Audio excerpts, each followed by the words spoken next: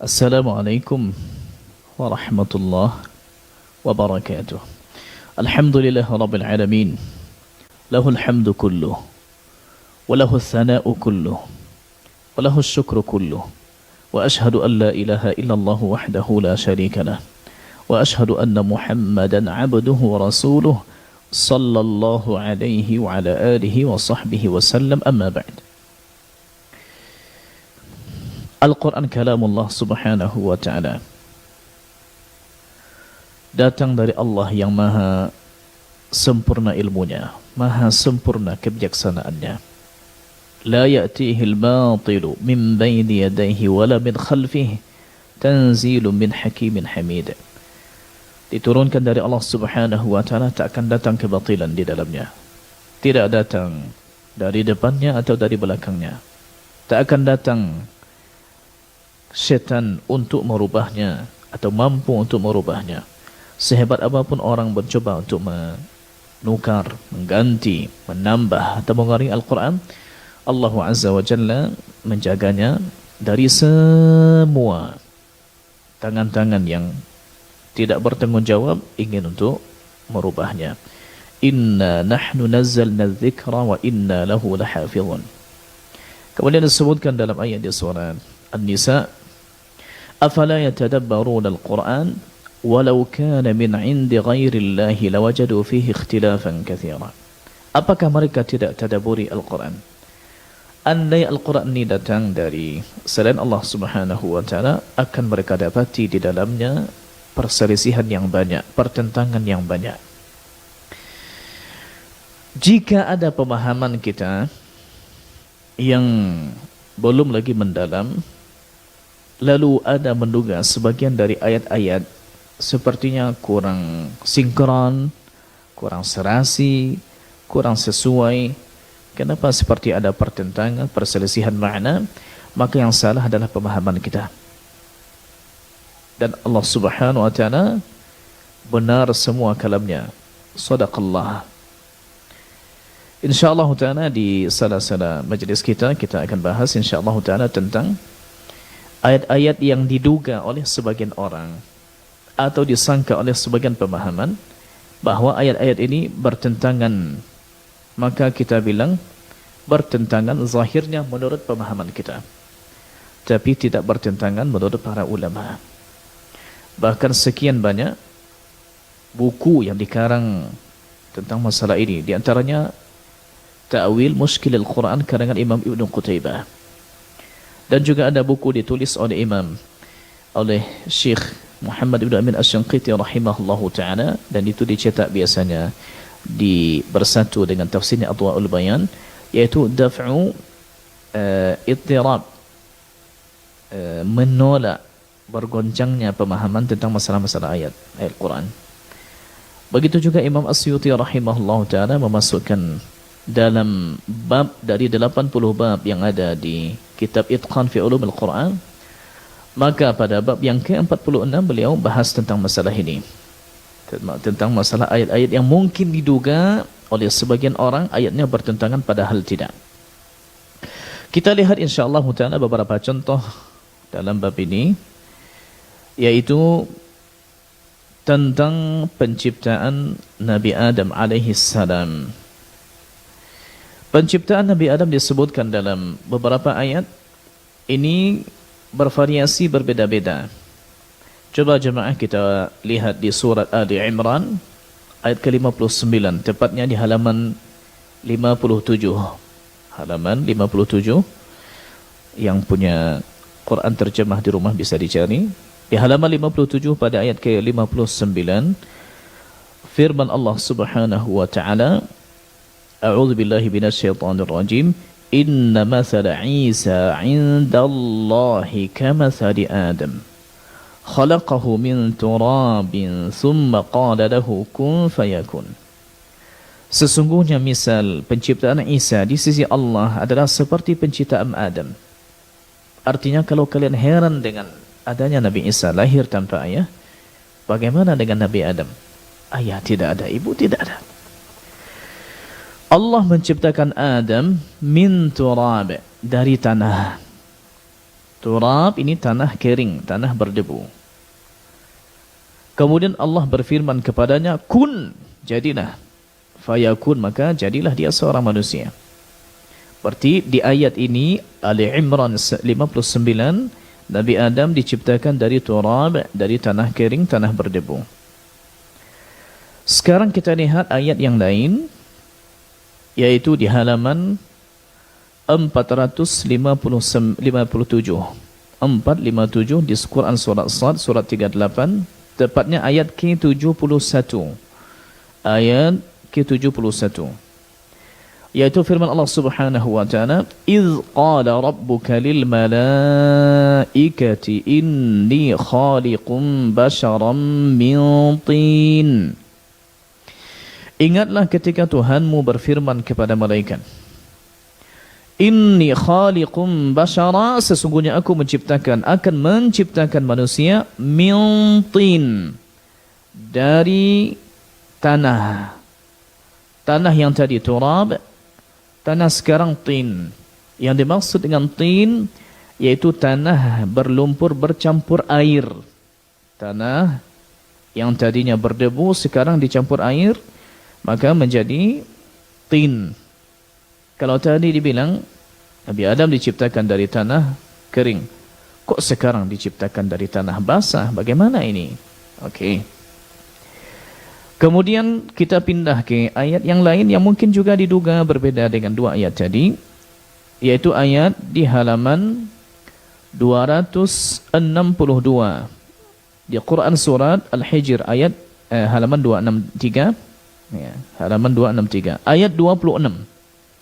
Di halaman 263 ayat 26, firman Allah Subhanahu wa taala, "Wa laqad khalaqnal insana min salsalin min hama'im masnun." Dan sesungguhnya kami telah menciptakan manusia Adam dari tanah liat kering yang berasal dari lumpur hitam yang diberi bentuk. Kalau tadi awalnya dari tanah kering, kemudian dari tanah lumpur, lalu sekarang dari tanah liat kering dan warnanya sudah berubah menjadi hitam. Nah, ini bagaimana pula ini? Kita lihat yang lain. Halaman 446. Surat As-Saffat, surat 37 ayat 11. Firman Allah Subhanahu wa taala, "Fastaftihim ahum ashaddu khalqan amman khalaqana inna khalaqnahum min tinil lazib." Maka tanyakanlah kepada mereka musyrikin Mekah, apakah mereka yang lebih kukuh kejadiannya, ataukah apa yang telah kami ciptakan? Sekian banyak penciptaan kami, langit, bumi. Inna khalaqnahum min tinil lazib, sesungguhnya kami menciptakan mereka, maksudnya asal penciptaan mereka, min tinil lazib, dari tanah liat. Lazib sebagian mengatakan mutaghayyir, muntin, yang sudah berubah warnanya, bahkan sudah berubah baunya. Berarti ada beberapa. Nah, sekarang ada lagi di surat Ar-Rahman, halaman 531, ayat ke-14. Halaman 531. Ayat 14. Khalaqal insana min salsalin kal fakhar. Dia menciptakan manusia dari tanah kering seperti tembikar. Tembikar ini seperti tempat menyimpan air kendi terbuat dari tanah liat. Awalnya basah bisa dibentuk, tapi kalau sudah kering tidak bisa lagi. Nah, jamaah yang dimuliakan, ada di sini kurang lebih 5 variasi asal penciptaan Nabi Adam alaihi salam. Di awal tadi disebutkan min turab, tanah kering. Kemudian diciptakan setelahnya dari tin, tanah berlumpur campur air. Kemudian diciptakan dengan min salsalim min hama'im masnun, tanah liat kering yang berasal dari lumpur hitam. Kemudian disebutkan min tinil lazib, tanah yang dia sudah, tanah liat sudah berubah warnanya, bahkan boleh jadi berubah baunya. Kemudian terakhir disebutkan kal fakhar, mirip seperti tembikar, yaitu seperti kendi atau seperti bejana-bejana yang dibuat dari tanah liat. Ini bagaimana sebetulnya yang benarnya ini? Maka kita sampaikan semuanya benar. Semuanya benar. Apa maksudnya semuanya benar, Ustaz? Yang diceritakan tadi ibaratnya seperti proses. Seperti tanah tadi sebelum Nabi Adam diciptakan darinya, maka tanah tadi diproses dulu. Bentuk tanah di awal itu adalah yaitu bentuk tanah kering. Lalu kemudian tanah kering itu dicampur oleh Allah Subhanahu wa taala dengan air sehingga sekarang menjadi seperti lumpur. Nah, tanah yang tadi dicampur itu dia mirip dengan, maksudnya tanah kering itu kalau sudah dicampur maka mirip dia dengan tanah liat. Dan biasanya kalau sudah dicampur dengan air, nanti kalau dia agak mengering warnanya sudah berubah dari yang biasa. Ya, karena sudah dicampur air, dipendam, warnanya berubah dari yang biasa. Ya, bisa menghitam. Kemudian juga setelahnya kalau sudah dikeringkan, ya, tanah liat tadi kalau sudah dikeringkan maka dia akan mengeras. Makanya ada orang bisa menyimpan air di kendi atau menyimpan bunga, contohnya di tembikar itu bisa saja dia simpan bunga, bisa saja dia simpan. Bahkan dahulu kita masih ingat ada celengan, kalau ingin menabung celengan itu dari itu dibikin seperti ayam-ayam. Nanti kalau kita masukkan, tinggal nanti kalau nanti kita mau ambil sudah pecahkan saja. Oke, berarti ini ibaratnya marahil atau fase. Fase dari tanah yang awalnya begini kemudian menjadi begini. Kita lihat dari tafsiran para ulama, dan ini semuanya disebutkan. Ya, dalam kitab tafsir disebutkan annal murada bi khalqihim minha huwa khalqu abihim Adam. Jadi maksud adalah yaitu penciptaan ayahnya Adam. Lalu disebutkan li'annahu asluhum, karena Nabi Adam adalah asal mereka, wa hum furu'uhum, mereka ini cabangnya, keturunannya. Thumma inna Allah ta'ala ajjana hadha turab bil ma. Allah Subhanahu wa taala mencampur tanah kering tadi dengan air, fasara tinan, sehingga menjadi tin, tanah lumpur. Iya. Lalu setelahnya apa? Thumma khammara hadha tina fasara hama'an masnuna, ay tinan aswada.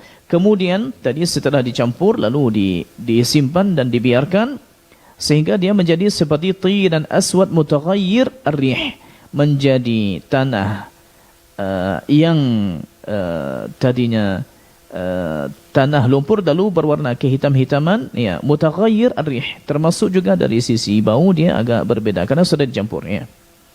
Ya. Kama qala ta'ala wa laqad khalaqnal insana min salsalin min hama'in masnun, di surat Al-Hijr 26 tadi. Kemudian setelahnya disebutkan summa yabisa hadha at-tin fasara salsalan. Kemudian yang tanah lumpur tadi menjadi kering sehingga dia menjadi seperti tembikar tanah liat, seperti tanah liat kering. Ya, fal ayatu yusaddiqu ba'daha ba'dha wa yatabayyanu fiha atwaru dzalika turab kama la yakhfa. Maka ayat tadi membenarkan satu sama lain dan menjelaskan tentang fase perubahan dari satu bentuk ke bentuk yang lain. Berarti tidak ada masalah, sama sekali tidak ada pertentangan di antara ayat ini karena dia merupakan fase dari satu bentuk ke bentuk yang lain. Okey. Sekarang kita pindah ke ayat yang kedua yang diduga dia bertentangan dengan ayat yang lain. Tentang apakah itu? Yaitu kita lihat insya-Allah taala tentang perubahan tongkat Nabi Musa. Tentang perubahan tongkat Nabi Musa alaihi salam. Di sebagian ayat disebutkan bahawa tongkat Nabi Musa itu berubah menjadi seekor ular tapi dia cepat. Ya. Atau ular kecil yang bergerak cepat. Bergerak gesit. Sebagian ayat menunjukkan kalau tongkat Nabi Musa tiba-tiba menjadi ular besar. Kita lihat insya-Allah taala. Tongkat Nabi Musa berubah menjadi ular besar. Kita lihat di halaman 368 di surat Asy-Syu'ara ayat 32, fa'alqa 'asahu fa idza hiya thu'banun mubin. Maka Musa melemparkan tongkatnya alaihi salam, lalu tiba-tiba tongkat itu menjadi Su'ban. Su'ban ini ular besar, mirip dengan ular piton, ya. Ular anaconda besar dia. Su'ban mubin, ular besar yang nyata. Yang ular tadi semuanya nanti akan memakan tongkat-tongkat atau tali-tali yang dilemparkan, dikhayalkan seperti menjadi ular dan dimakan semuanya oleh tongkat Nabi Musa alaihi salam. Kita lihat contohnya di surat Taha halaman 313. Di surat Taha, yaitu di halaman 313, pada ayat yang ke-20, 19 dan 20, Qala alqiha ya Musa. Allah berfirman, lemparkanlah ia hai Musa. Fa alqaha fa idza hiya hayyatun tas'a. Lalu dilemparkanlah tongkat itu oleh Nabi Musa, maka tiba-tiba ia menjadi seekor ular yang merayap dengan cepat. Hayyah dia seperti ular kobra kecil. Ular kobra ukurannya tidak seperti ukuran ular piton atau ular anaconda. Kemudian juga ada bentuk yang ketiga disebutkan di halaman 377. Coba bisa lihat di surat Namal, surat 27, halaman 377, ayat 10. Wa alqi 'asaka, dan lemparkanlah tongkatmu wahai Musa. Falamma ra'aha tahtazzu ka'annaha jannun walla mudbiran wa lam yu'aqib.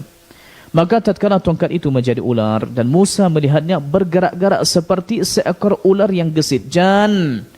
Mirip dia seperti jin ya. Kalau jin yang bergerak sana sini ya. Maksudnya bukan mirip dengan jin, bukan, tapi seperti ular kecil tapi gesit sangat.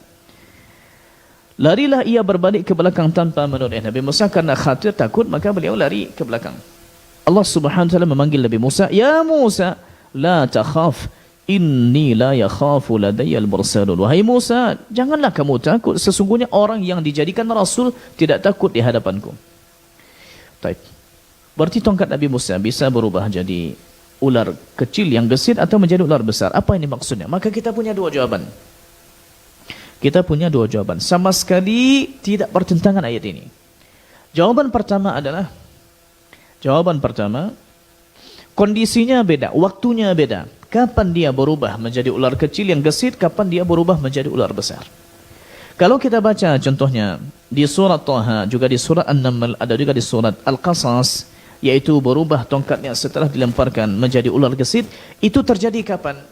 Itu terjadi sebelum Nabi Musa alaihissalam bertemu dengan Fir'aun. Sehingga Nabi Musa tatkala ditanya oleh Allah Subhanahu wa taala, "Wa ma tilka biyaminika ya Musa?" Itu apa itu yang ada di tangan kananmu hai Nabi Musa? Qala hiya 'asaya, inilah tongkatku, atawakka'u 'alaiha, aku menyandar kepadanya.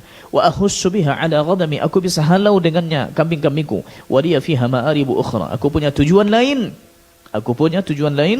dari tongkatku ini. Tapi tidak pernah beliau sebutkan tongkatku bisa menjadi ular, tidak pernah beliau sebutkan.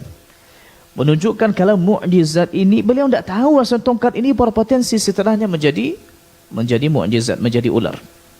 Baik, nanti kita jelaskan apakah mungkin sebuah mukjizat itu dilakukan kapan saja dia mau. Begitu juga dengan karamah, nanti kita jelaskan. Kita sekarang fokus dulu ke perubahan tongkat jadi ular. Ular kecil gesit atau ular besar yang bisa melahap semua ular-ular mereka tukang sihir. Berarti waktunya berbeda. Waktu percobaan, ya, sebelum bertemu dengan Fir'aun, dilemparkan tongkat Nabi Musa dengan perintah dari Allah Subhanahu wa taala, fa idza hiya hayyatun tas'a, maka dia seperti ular kobra kecil yang gesit. Lalu waktu berubah tongkat menjadi ular besar Su'ban, ini tatkala sudah berhadapan dengan Fir'aun dan di majlis itu sudah ada tukang sihir sekian banyak orang. Ada mengatakan sampai 70 orang, semua mereka melemparkan tongkatnya, fa alqaw hibalahum wa isiyahum. Tali-tali mereka, tongkat-tongkat mereka sihir nampak di mata seperti ular-ular besar. Lalu Nabi Musa alaihissalam diwahyukan kepadanya, lemparkanlah tongkatmu. Fa idza hiya thu'banun mubin. Ternyata menjadi ular besar. Berarti kondisinya berbeda, suasananya berbeda, waktunya berbeda. Ini jawaban pertama. Jawaban kedua, tongkat Nabi Musa itu berubah menjadi ular besar. Berarti bukan ular kecil, ular besar, bukan. Tapi berubah menjadi ular besar. Secara ukuran, ularnya besar.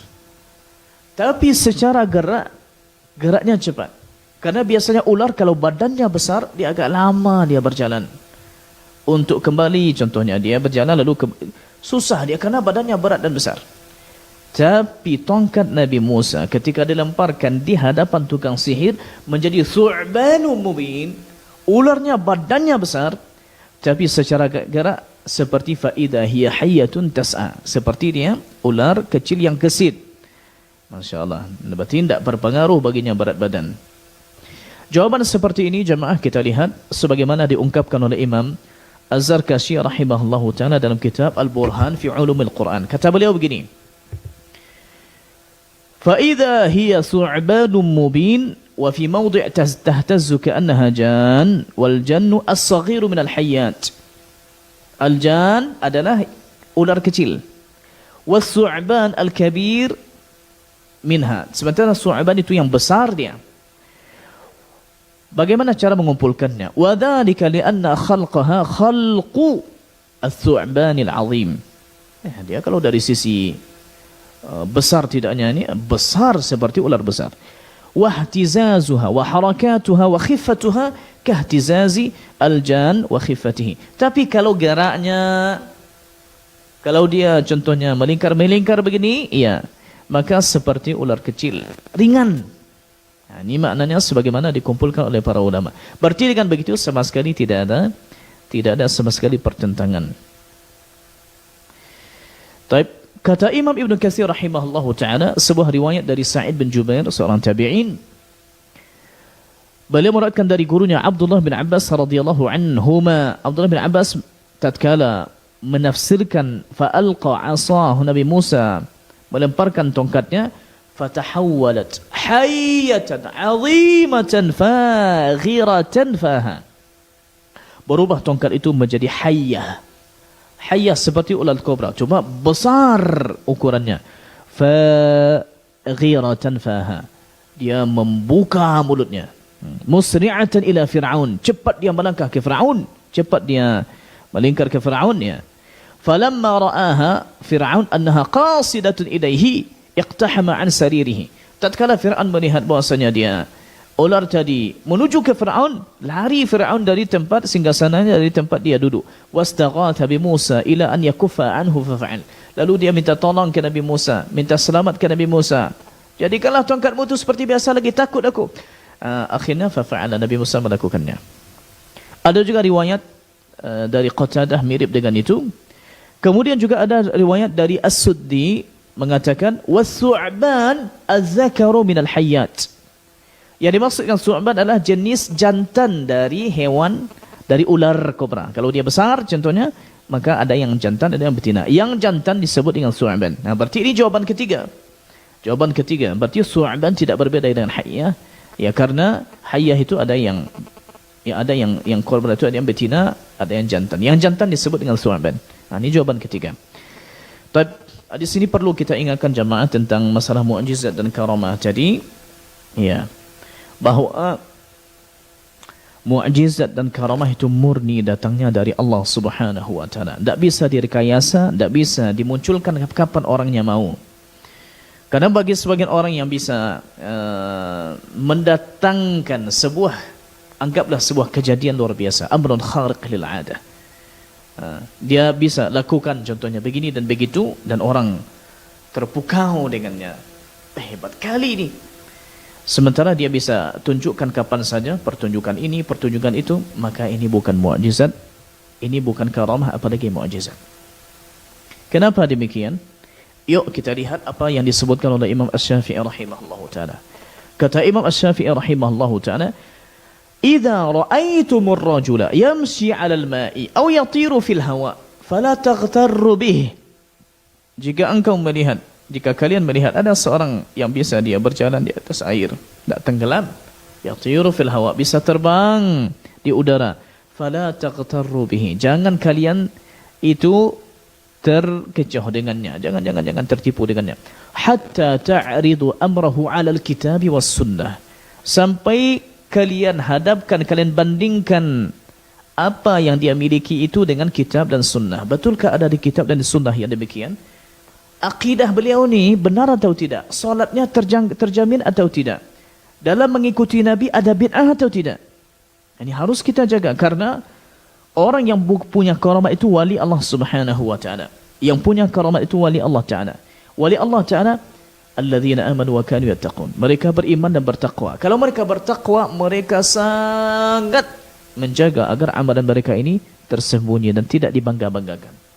Ini malah bikin konten khusus. Contohnya anggaplah bikin YouTuber, content creator, bikin ini. Saya bisa begini loh.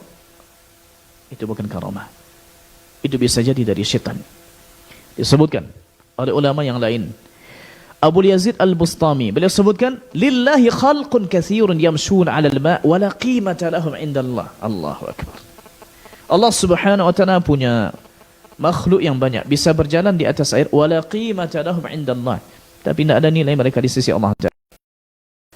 Walau nazartum ila man u'tiya min al-karamati hatta yatira fala taghtarru bih. Andai memang engkau lihat ada orang yang Allah berikan seperti karamah, dia bisa terbang, fala taghtarru bih, jangan engkau tertipu dengannya. Hatta tarau kaifa huwa 'inda al-amri wan nahi wa hifdzul hudud. Lihat dulu orangnya bagaimana dia menunaikan perintah Allah Taala, bagaimana dia menanggapi larangan Allah Subhanahu wa taala, bagaimana dia menjaga batas-batas yang sudah Allah jaga. Ya, baik batas-batas seperti batas pembagian warisan atau contohnya perkara-perkara lain dalam syariat. Dan disebutkan ini oleh Imam Az-Zahabi rahimahullah taala dalam kitab Sir A'lamin Nubala. Taib, apakah tidak mungkin, contohnya tidak mungkin orang berjalan kalau sekelas sahabat Abu Hurairah dan yang lain? Ini mungkin. Disebutkan sebuah riwayat dari Abu Hurairah radhiyallahu anhu, ya. Dan ini terjadi katanya di perang Al-Qadisiyah. Abu Hurairah berkata, "Famashayna 'ala al-ma' fa wallahi mabtallat qadamun wala khuffu ba'irin wala hafiru dabbah." Kami berjalan di atas air, demi Allah kaki tidak basah, termasuk juga telapak kaki dari onta atau telapak kaki dari kuda, itu sama sekali tidak basah. Wa kana al-jayshu 4,000, dan tentara ketika itu ada 4,000. Ini mungkin saja. Ada juga seorang tabi'in bernama Abu Muslim Al-Khawlani. Beliau pernah ikut perang memerangi Romawi, lalu melewati sebuah sungai.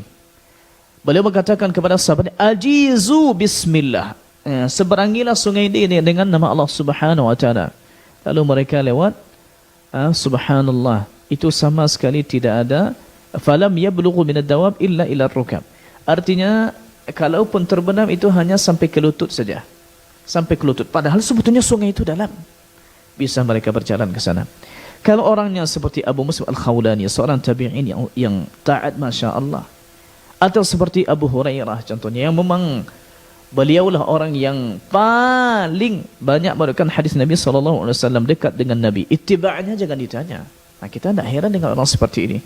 Tapi seperti orang yang bangga memperlihatkan dia dengan karamahnya, saya begini hebat dan segala macam. Jangan lupa ya, di like dan subscribe dan maka ini bukan. Baik, sekarang kita lihat insyaallah taala yang ketiga, contoh yang ketiga kita lihat insyaallah taala apa pula ayat yang mungkin diduga oleh sebagian orang itu bertentangan, yaitu ayat berkenaan dengan masalah yang mudah kita membicarakannya, tapi susah kita keluar darinya. Wah, apa tu Ustaz? Masalah poligami, masalah ta'addud. Masalah ta'addud. Apa ni Ustaz yang akan Ustaz bicarakan? Baik. Ada ayat yang memotivasi untuk poligami, tapi di sisi lain ada ayat yang sepertinya tidak akan bisa kalian lakukan poligami ini. Kita lihat insyaAllah ta'ala di halaman 77. Halaman pertama di surah An-Nisa. Halaman 77 ayat ketiga. Firman Allah Subhanahu wa ta'ala, "Wa in khiftum alla tuqsitu fil yatama fankihu ma taba lakum minan nisa'i masna wa thulatha wa ruba'." Jika kamu takut tidak akan dapat berlaku adil terhadap hak-hak perempuan yatim bila mana kamu menikahinya, maka nikahilah wanita-wanita lain yang kamu senangi 2, 3 atau 4. Ini ayat ini kalau dibaca oleh imam senang bapak-bapak ni. Ya. Kalau ada imam membacanya sambil menangis, sepertinya dia sedih karena tak dapat izin dari istrinya, sepertinya. Ya. Tapi ala kullin jemaah, ayat ini memotivasi untuk nikah lebih dari 1, 2, 3 atau 4. Nah, yang jelas, para ulama sepakat bahawa tidak boleh lebih dari 4 sekali pakai. Kita mau nikah 10 tak ada masalah, tapi sekali pakai itu 4. Nanti 4 ni contohnya cerai, 1 mati, 1 cerai, 1 contohnya khulu', ya, protes dengan suaminya segala macam. Okeylah, nanti cari lagi sehingga menjadi 4 sekali pakai, ya, terserah. Disebutkan oleh para ulama bahwasanya tidak boleh lebih dari 4. Di antara Al-Hafidh Ibn Hajar mengatakan dalam Fathul Bari, babud la yatazawwaju akthar min 4 liqawlihi ta'ala masna wa thulatha wa ruba', amma hukmu at-tarjamah fa bil ijma'. Kata beliau, bab, ini Imam Bukhari, bab tidak menikahi lebih dari 4 berdasarkan ayat yang tadi. Lalu kata Al-Hafidh Ibn Hajar, amma hukmu at-tarjamah, adapun hukum dari kata-kata yang tadi disebutkan Imam Bukhari di terjemah, tak boleh menikah lebih dari 4, ya, sekali pakai, fabil ijma', maka ini adalah ijma' para ulama. Kata Imam Ibn Qudamah dalam Al-Mughni, laisa lil hurri an yajma'a baina akthara min 4 zawjat. Tak boleh bagi orang merdeka mengumpulkan lebih dari 4 isteri sekaligus. Ajma'a ahlul ilmi ala hadha wa la na'lamu ahadan khalafahu minhum. Para ulama telah sepakat akan hal ini dan kami tidak tahu ada yang menyisihi mereka dalam bab ini. Ibn Qudamah dalam kitab Al-Mughni. Okey, sekarang Ustaz, apa ayat yang sepertinya tidak setuju dengan poligami? Bukan tidak setuju, mungkin dugaannya begitu. Kita lihat halaman 99, ayat 129. وَلَن تَسْتَطِيعُوا أَن تَعْدِلُوا بَيْنَ النِّسَاءِ وَلَوْ حَرَصْتُمْ فَلَا تَمِيلُوا كُلَّ الْمَيْلِ فَتَذَرُوهَا كَالْمُعَلَّقَةِ وَإِن تُصْلِحُوا وَتَتَّقُوا فَإِنَّ اللَّهَ كَانَ غَفُورًا رَحِيمًا. Dan kamu sekali-kali tidak akan dapat berlaku adil di antara isteri-isterimu walaupun kamu sangat ingin berbuat demikian. Sehebat apapun kita berpoligami, takkan bisa kita berlaku adil. Loh, kan tadi disebutkan kalau kalian insyaAllah ta'ala adil, maka boleh menikahi 2, 3, 4. No, sekarang tidak akan bisa ni adil. Apa ni maksudnya ni? Kita lihat insyaAllah ta'ala apa yang dimaksud dengan ayat ini. Apa yang dimaksud dengan perbedaan di sini. Satu bilang tidak boleh, satu bilang apa maksudnya ini. Tapi jamaah yang Allah muliakan, disebutkan oleh Imam Ibn Kathir rahimahullahu ta'ala tentang tafsiran ayat yang terakhir tadi, yang ayat 129. Kata Imam Ibn Katsir, lan tastati'u ayyuhan nas an tusawu bainan nisa'i min jami'il wujuh. Tidak akan mampu kalian wahai manusia menyamakan antara isteri-isterimu para wanita itu dari semua versi, tidak bisa. Fa innahu wa in hasala al-qismu as-suwari, meskipun ada pembagian secara manajemennya adalah, ya, nampak, lailatan satu malam fala budda min at-tafawut fil mahabbah wasyahwati wal jima'. Tapi pasti ada perbedaan dari sisi rasa cinta hati, wasyahwa, kemudian juga syahwat nafsu kepada isteri yang 4 ini pasti ada perbedaan, ya. Ya, mungkin satunya agak lebih tua, satunya lebih muda, ya. Wal jima' termasuk juga, ya, keinginan untuk menggaulinya. Dan ini perkataan yang disampaikan oleh Ibnu Abbas, disampaikan juga oleh Ubaidah Abidah Salmani, Mujahid, Ahsan Basri, Dhahak bin Muzahim, dan juga yang lain. Ya. Kemudian disebutkan juga dari Ibnu Abi Mulaikah, disebutkan turun ayat ini yang tadi itu fi Aisyah, yaitu di Aisyah radhiyallahu anha. Yani anna an-nabiy sallallahu alaihi wasallam kana yuhibbuha aktsara min ghairiha. Nabi mencintai Ibunda Aisyah lebih dari isteri yang lain. Ya. Nabi pun tidak bisa begitu. Tatkala Nabi ditanya, ya, Nabi mengatakan wanita yang paling kucintai adalah Aisyah. Dan Aisyah dari lelaki Abu Bakar As-Siddiq radhiyallahu anhu. Sehingga disebutkan juga di sini doa dari Nabi sallallahu alaihi wasallam, Allahumma hadha qasmi fima amlik fala talumni fima tamlik wala amlik. Ya Allah, beginilah cara pembagianku pada sesuatu yang bisa ku miliki, ku kuasai. Tapi pada hal yang tidak bisa ku miliki dan tidak ku kuasai, bukan ranah aku di situ, yaitu kecenderungan hati, maka kini tidak bisa. Ya'ni al-qalb. Ya, maksudnya adalah yaitu hati, kecenderungan hati. Maka ini yang tak bisa. Taib, berarti bagaimana ni Ustaz? Maksud Ustaz memotivasi atau bagaimana? Macam ni. Ya. Kalau kita contohnya ingin menyelamatkan sekian wanita yang memang sampai sekarang belum dapat jodoh, tak dapat jodoh, menyelamatkan ini ya, menyelamatkan, selamatkan. Ada contohnya janda anak satu, bahkan janda juga tak punya anak, janda anak satu, janda anak dua, janda anak tujuh. Selamatkan. Kampanye Ustaz, tak faham saya kampanye. Cari mereka, selamatkan. Anak-anaknya ingin sekolah ini segala macam, cari mereka. Dengan syarat, jangan selamatkan mereka, tapi mengorbankan yang pertama. Ini bisa kacau nih. Dan di lapangan itu terjadi. Di lapangan terjadi. Gara-gara cari yang lebih muda, yang tua ditinggalkan. Kacau. Akhirnya tidak jadi poligami. Yang jadi itu adalah tetap saja dapat satu. Yang lain sudah hilang, sudah pergi. Jangan begitu. Kalau memang iya, selamatkan mereka. Kalau memang kita akan tanggung jawab, ya tidak ada masalah. Kita rasanya mampu, tidak ada masalah. Nafkahi, tidak ada masalah. Ya. Bahkan menafkahi mereka tanpa menikah pun tidak ada masalah. Bantu mereka. Ini. Yang jadi masalah adalah cerita tentang poligami, cerita hanya sebatas nafsu. Hanya sebatas seperti ada persaingan-persaingan. Kalau ada satu sudah memulai, nanti seperti ada rasa berbangga diri. Sudah 2-1-0 nih, 2-0 nih. Ternyata tak lama setelahnya, subhanallah, datang kabar bahwa yang pertama Perang Badar dan Uhud dengan perang yang kedua, kacau. Kalau begitu apa? Ya, sebagian mengatakan, Ustaz, lebih mudah minta maaf daripada minta izin. Lakukanlah. Coba, praktekkan. Harmonis atau tidak. Contohkan di hadapan kita ni. Oh, Ustaz lah contohkan. Ya. Saya insyaAllah, ya, saya pribadi satu istri sudah sama dengan 4, Masya Allah. Ya. Sekarang. Ya. Jadi kita... Itulah, kalau sudah bicara poligami, sudah lupa kita kajian kita ni. Ya, yang kita maksud adalah kita jangan hanya nilai yang manisnya saja, ujiannya. Jangan sampai macam kita punya 4 motor, tapi masing-masingnya rusak. Ini putus rantainya, ini bocor olinya. Ini namanya sama aja kita jadi bengkel. Taib, saya jelaskan sedikit. Ini bagi yang tidak bisa adil, terlalu tampak dan ditampakkan. Ini disebutkan dalam hadis Sunan Abi Daud, Sunan Tirmidzi, Sunan Nasa'i dan yang lain.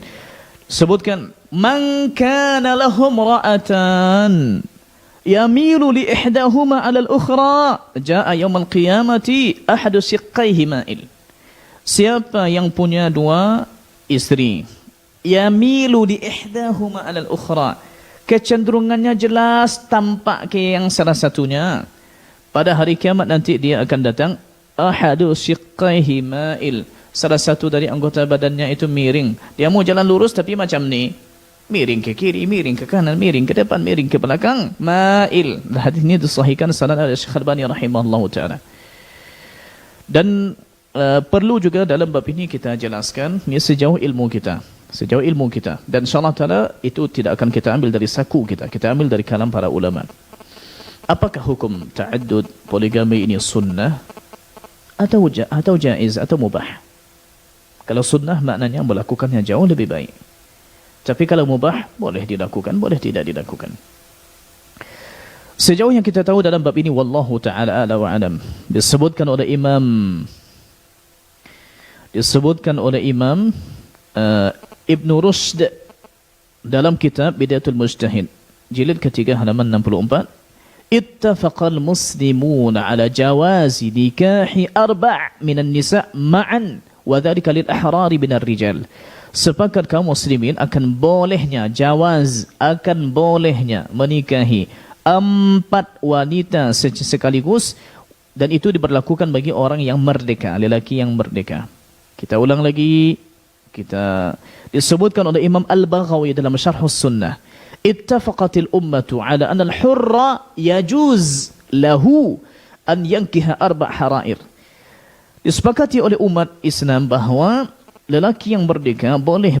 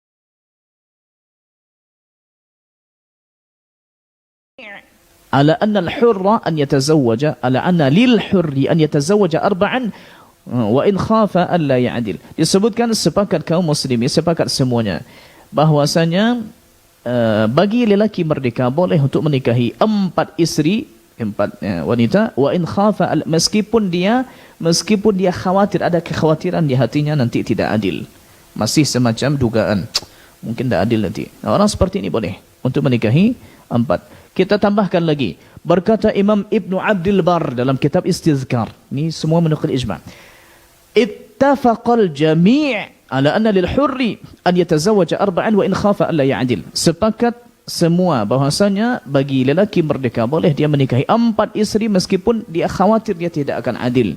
Berkata Imam Ibn Hazm dalam kitab Maratibul Ijma', ittafaqu anna nikah hurril balighi al-aqil al-afif as-sahih ghair al-mahjur المسلم 4 حرائر مسلمات غير زوانid صحائح فأقل halal. Sepakat kaum muslim bahwasanya seorang lelaki yang baligh, berakil, berakal, menjaga diri, dia sehat dan bukan yang dilarang untuk berinteraksi, dia orang muslim, boleh dia menikahi 4 wanita muslimah merdeka yang bukan pelacur, bukan pezina. Halal. Itu halal baginya. Ini halal, kalimat halal maknanya mubah. Ya, dan ini dinukil dalam kitab Maratibul Ijma' di halaman 62. Baik, berarti di sini wallahu alam hukumnya mubah. Bagi kita yang merasa kita mampu untuk itu, kenapa tidak? Silakan selamatkan wanita-wanita muslimah daripada nanti mereka jatuh ke perzinaan, daripada mereka jatuh ke syahwat yang liar. Kenapa tidak diselamatkan? Tapi waliyahzubillah, kadang sebagian kaum muslimin poligami tak berani tapi selingkuh berani. Astagfirullah. Astagfirullah. Selingkuh berani tapi poligami tak berani. Kalau memang ia lakukan, memang ada perjuangan, tapi itu halal. Dan syaitan nanti akan menghiasi, tak apalah, begini. Orang kan tak tahu. Orang yang tak tahu, Allah tak tahu. Sekarang kita masuk ke contoh yang keempat, yang insyaAllah dengan ini kita tutup, yaitu ayat yang diduga berbeda maknanya atau bertentangan maknanya secara zahir bagi sebagian orang. Tapi sebetulnya bukan demikian. Sebetulnya bukan demikian. Yaitu berkenaan dengan masalah riba. Berkenaan dengan masalah riba. Kita lihat jamaah, yaitu ayat di Ali Imran halaman 66. Halaman 66 ayat 130. Firman Allah Subhanahu wa taala, ya ayyuhalladzina amanu la ta'kulur riba ad'afan mudha'afah wattaqullaha la'allakum tuflihun. Hai orang-orang yang beriman, janganlah kamu memakan riba dengan berlipat ganda dan bertakwalah kamu kepada Allah agar kamu mendapat keberuntungan. Jangan kamu memakan riba dengan berlipat ganda. Baik. Dipahami dari sini sepertinya yang dilarang tu yang berlipat-lipat, yang banyak. Kalau yang sedikit persennya tidak masalah. Nah, ini zahirnya, ini sebagian orang memahami begitu. Ya, bahkan ada orang yang langsung bertanya ke saya pribadi. Ketika selesai kita kajian di sebuah instansi, maka datang, Ustaz, saya 2013 itu sudah berhenti dari riba. Sudah berhenti dari riba. Tiba-tiba pada tahun 2015 itu ada seorang penceramah yang tatkala ditanya tentang masalah riba, maka dia berdalil dengan ayat ini. Yang haram itu yang banyak, yang berlipat-lipat. Kalau yang sedikit tak ada masalah. Akhirnya dia riba lagi. Taib, sepertinya bertentangan makna ayat ini, makna ayat ini dengan halaman ayat 278, halaman 47 Al-Baqarah, halaman 47 ayat 278. Firman Allah Subhanahu wa taala, ya ayyuhalladzina amanu taqullaha wa dharu ma baqiya minar riba in kuntum mu'minin. Hai orang-orang beriman, bertakwalah kepada Allah dan tinggalkanlah sisa riba. Sisa riba. Jika kamu orang-orang yang beriman, tinggalkanlah sisa riba. Dan juga taib. Ini bagaimana nih maksudnya? Yang tadi itu memang yang banyak yang tak boleh, yang sedikit boleh, tak masalah. Kita lihat. Kita lihat apa yang disampaikan oleh Imam Al-Alusi rahimahullahu taala dalam kitab Ruhul Ma'ani. Bagaimana beliau memahami ayat ini? Disebutkan walaysa hadhihi al-hal litaqyid al-manhiy anhu liyakuna asl ar-riba ghaira manhiyin. Ini bukan maksudnya ketika ada ad'afa mudha'afa, ketika berlipat-lipat, itu bukan maksudnya bahwa asal riba itu tidak dilarang. Kalau riba itu asalnya tidak dilarang, cuma yang banyak yang dilarang. Bukan itu. Bal limura'atil waqi'. Tapi maksudnya adalah untuk memperhatikan kejadian yang biasa terjadi tatkala itu. Faqad rawa ghairu wahidin annahu kana ar-rajulu yurbi ila ajalin. Wa idha halla qala lil madin zidni fil mal hatta azidaka bil ajal falyaf'al. Katanya dahulu ni praktiknya bagi orang yang tidak bisa untuk membayar utangnya, atau dia contohnya sudah jatuh tempo tapi tidak bisa bayar, dia butuh uang lagi. Tak apa-apa, tambahkan uang kepadaku nanti, tambahkan waktunya, tak ada masalah. Zidni fil mal, tapi dengan syarat adalah engkau harus tambahkan utang ni, denda ni. Tak ada masalah. Maka semakin wa hakadha inda kulli ajalin fayastaghriqu bi syai' ma lahu bil kulliyah, sehingga semua hartanya habis. Dilahap semua, disita semua kerana tidak ada lagi untuk pembayar. Fanuhu an dzalika, maka mereka dilarang. Disebutkan juga oleh Imam Asy-Syaukani dalam kitab Fathul Qadir, kitab tafsirnya, ad'afan mudha'afa, kalimat berlipat-lipat, laisa litaqyidin nahi. Ini bukan maksudnya terkait larangan dengannya. Kalau berlipat larang, kalau tidak, bukan. Lima huwa ma'lumun min tahrimir riba ala kulli hal, karena sudah dimaklumi riba itu diharamkan dalam semua kondisi. Walakinahu ji'a bihi bi'tibari ma kanu alaihi minal 'adah allati ya'tadunaha fir riba. Tapi sengaja didatangkan lafaz berlipat-lipat tadi, ad'afan mudha'afah, ini menceritakan sebuah tradisi yang dahulu mereka biasakan. Fa innahum kanu yurbuna ila ajal. Karena dulu mereka begitu, mereka lakukan riba nasi'ah, terlambat bayar tak ada masalah. Bayar nanti, tapi fulus tambah, denda tambah. Itu mereka dahulu. Berarti bukan begitu maksudnya, sehingga nanti kita tidak salah. Tidak salah. Disebutkan oleh Imam Az-Zarkashi dalam kitab Al-Bahr Al-Muhita. Ini tatkala menjelaskan tentang usul fiqih. Apa kata beliau? Fala mafhuma lil ad'af illa 'anil nahyi 'amma kanu yata'atawna bisababil ajan. Maka tidak boleh dipahami terbalik dari ad'afa mudha'afa. Kalau banyak dilarang. Terbaliknya, kalau tidak banyak tidak dilarang. Bukan itu. Fala mafhum, bukan. Ya, maka beliau ceritakan juga seperti tadi. Okey jemaah, maka dengan begitu kita tidak boleh.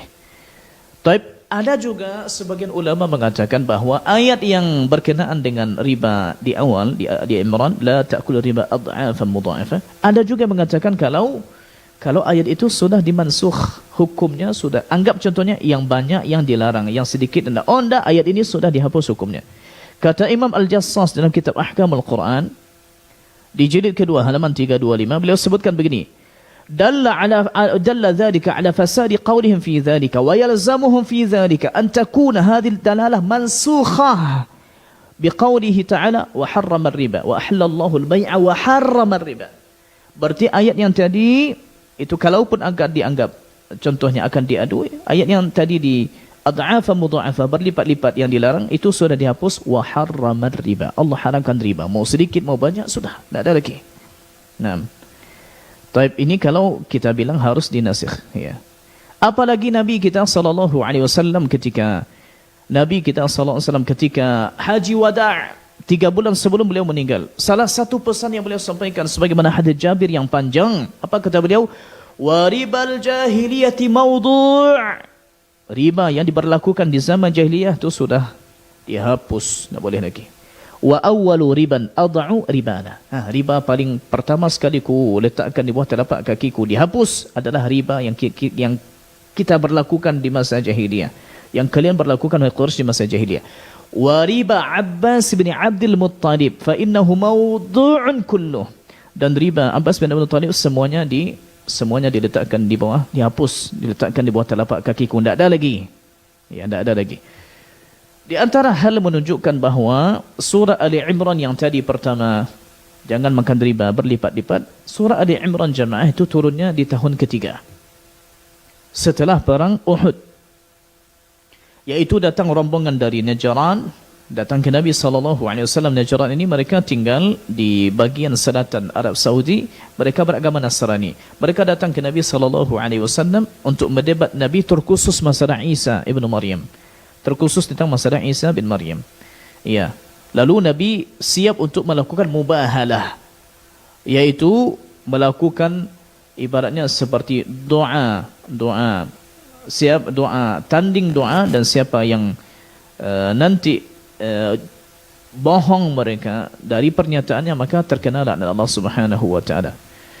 Untuk mengadu doa mereka, maka mereka pun tidak mau ya, mengadu doa dengan Nabi SAW karena khawatir nanti mereka yang kena. Maka jamaah yang Allah muliakan, sementara ayat-ayat riba yang ada di surah Al-Baqarah yang mengharapkan semua riba itu turun di akhir-akhir sebelum Nabi kita SAW meninggal. Okey, dengan begitu jemaah kita faham bahawa ayat-ayat yang tadi baik berkenaan awalnya tentang penciptaan Nabi Adam, atau berkenaan dengan tongkat Nabi Musa berubah menjadi ular besar atau ular kecil, atau berkenaan tadi dengan masalah poligami, atau berkenaan juga tadi masalah terakhir yang kita bahas tentang ayat riba, boleh makan yang banyak-banyak, bukan. Boleh makan yang sedikit, yang banyak dilarang, bukan itu. Tapi semua jenis riba diharamkan oleh Allah Subhanahu wa taala, sedikit atau banyaknya. Insyaallah di pertemuan selanjutnya kita gali lagi beberapa ayat yang diduga oleh sebagian orang maknanya bertentangan padahal tidak.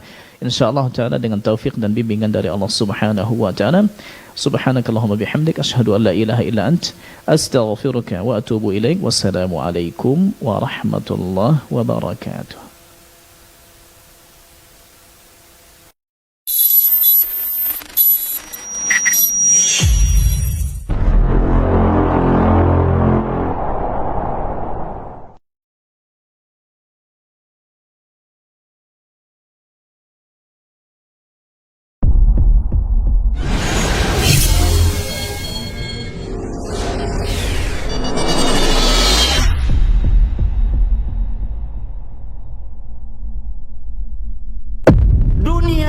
Semakin hari semakin menjauh dari kalian, sementara akhirat yang kalian jauhi justru semakin hari semakin dekat dengan kalian.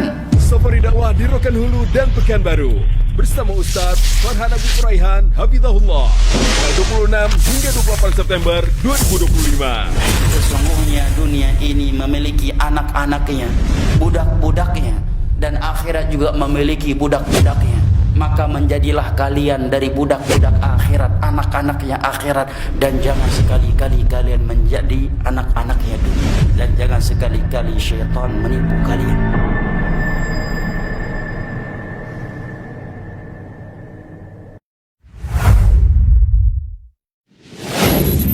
Assalamualaikum warahmatullahi wabarakatuh. Saudara-saudariku, para pemirsa Hasil TV dimanapun Anda berada, himani wa rahimakumullah. Semoga antum selalu berada dalam lindungan Allah Tabaraka wa Ta'ala. Dan semoga kesehatan, keberkahan, rahmat dan nikmat Allah Tabaraka wa Ta'ala selalu meliputi Anda semuanya. Ma'asyiral muslimin, ma'asyiral muslimat, dakwah merupakan sebuah tugas bersama dari umat Nabi kita tercinta Muhammad sallallahu alaihi wasallam. Allah Tabaraka wa Ta'ala menyuruh kita untuk meninggikan agama Allah Tabaraka wa Ta'ala dengan kemampuan yang kita miliki. Yang mampu dengan ilmunya, berdakwah dengan ilmunya. Yang mampu dengan tenaganya, berdakwah dengan tenaganya. Yang mampu menyumbangkan waktunya. Demikian juga yang mampu dengan hartanya, maka berdakwah dengan harta itu. Saudara-saudariku, para pemirsa Hasil TV dimanapun Anda berada, pada kesempatan yang berbahagia ini, saya mengajak Anda, pemirsa Hasil TV dimanapun berada, para pencinta Hasil TV dimanapun berada, untuk meringankan beban operasional yang dibutuhkan oleh Hasil TV di dalam mengemban suara dakwah yang agung ini. Mari infakkan sebahagian daripada yang Allah Tabaraka wa Ta'ala mudahkan kepada kita, dari apa yang Allah rezekikan kepada kita, guna kepentingan syiar dakwah melalui media-media, di antaranya adalah Hasil TV.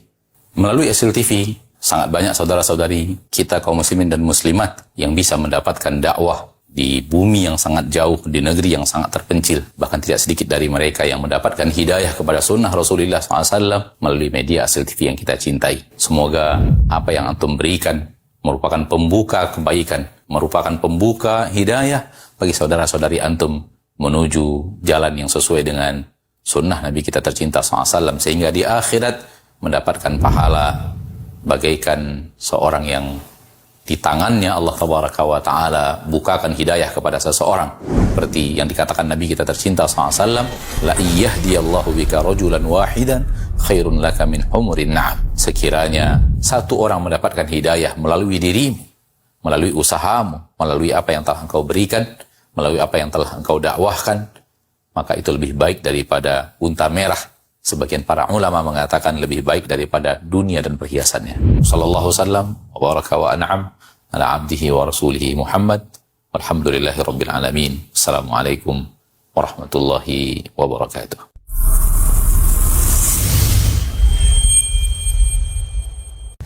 Alhamdulillah, telah hadir aplikasi dakwah yang menunjang kebutuhan umat muslim dalam melaksanakan ibadah harian yang